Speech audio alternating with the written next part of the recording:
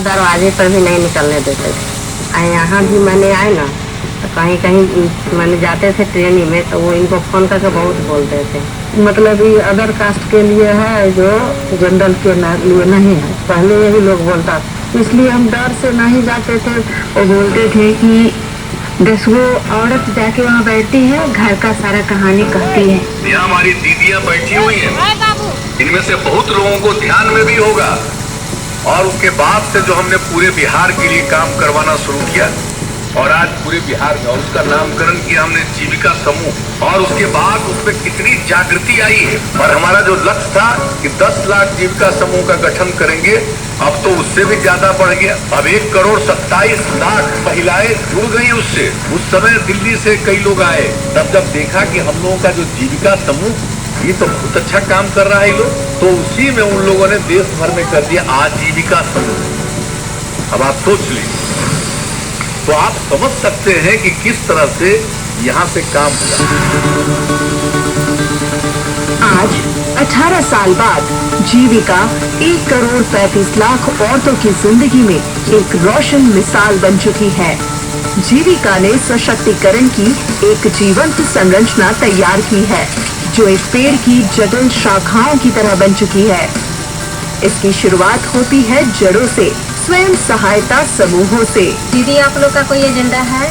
जहां 10 से 15 परिवारों की महिलाएं सिर्फ बचत और ऋण के लिए नहीं, बल्कि सुनने, नेतृत्व करने और सपने देखने के लिए एकत्र होती हैं। ये जमीनी समूह आगे बढ़कर बनाते हैं ग्राम संगठन, ऐसे संगठन जो एकजुटता, उद्देश्य और सौहार्द की भावना से बंधे होते हैं।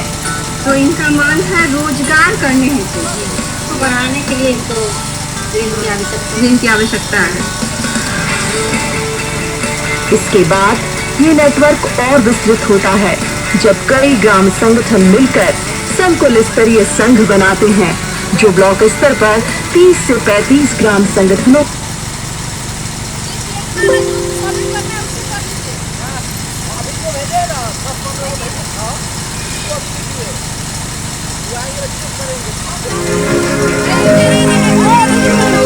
माननीय मुख्यमंत्री बिहार द्वारा अपने प्रगति यात्रा के दौरान प्रत्येक जिले में बिहार सरकार द्वारा क्रियान्वित अनेक लोक कल्याणकारी योजनाओं की प्रगति की समीक्षा की गई। उन्होंने सभी अधिकारियों को ये निर्देशित किया कि वे लगातार क्षेत्र भ्रमण कर लोगों से संवाद स्थापित करें एवं उनकी समस्याओं का ससमय समाधान करें। सुशासन का एक महत्वपूर्ण घटक योजनाओं का सही ढंग से क्रियान्वयन के साथ साथ जन आकांक्षाओं को राज्य की नीति निर्धारण में समावेशित करना भी है। इसी कड़ी में महिला सशक्तिकरण के आयामों को नई दिशा प्रदान करने हेतु राज्य सरकार द्वारा 18 अप्रैल 2025 से प्रत्येक गांव में महिला संवाद कार्यक्रम आयोजित करने का निर्णय लिया गया है, जिससे सरकार के स्तर पर योजनाओं के सूत्रण एवं नीति निर्धारण में महिलाओं की आकांक्षाओं को बेहतर ढंग से समाहित किया जा सकेगा। महिला संवाद कार्यक्रम महिलाओं को एक अवसर देगा जहां महिलाएं अपनी आकांक्षा 15,000 पहले 15,000 से 30,000 होगा, 30,000 से 35,000।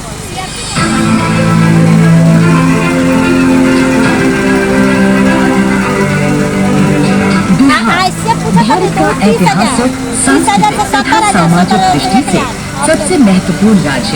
इस राज्य की महिलाओं का सपना है विकास और प्रगति का। इसे सुनिश्चित करने के लिए बिहार सरकार दृढ़ संकल्पित है। बिहार सरकार राज्य की लगभग आधी आबादी यानी महिलाओं के जीवन को पूरी तरह सशक्त करने के लिए प्रयासरत है और इसकी शुरुआत हुई वर्ष 2006 से, जब मिला महिलाओं को पंचायती राज व्यवस्था एवं प्राथमिक विद्यालय की शिक्षक बहाली में 50% आरक्षण का अधिकार। बिहार सरकार